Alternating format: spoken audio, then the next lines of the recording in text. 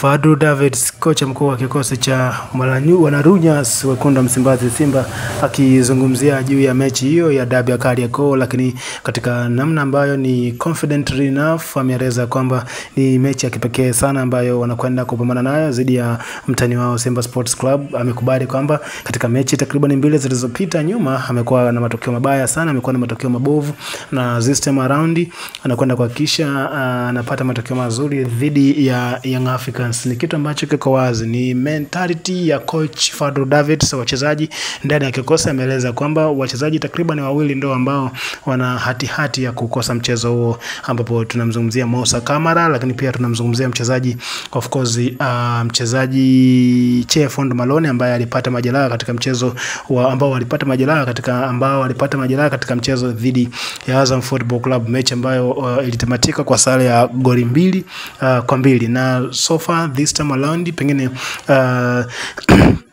Salim, yule golikipa namba 2 ndio ambaye atakwenda kuhudumu katika mchezo huo. Ni golikipa mzuri, ni golikipa mwenye experience, ni golikipa ambaye amefanya makubwa akiwa na Simba Sports Club, especially katika michuano ya CAF Champions League pale Morocco, Haridaka, na alifanya vizuri zaidi. Na of course Fadlu Davids katika namna ambayo ni very positive concrete ni kwamba mechi inakwenda kuwa ya namna gani. So far mechi inakwenda kuwa ni ngumu.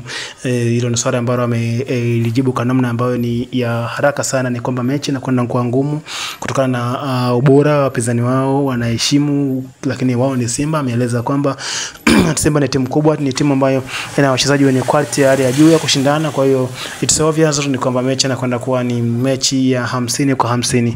Kwa hiyo tukizungumzia juu ya performance, tukizungumzia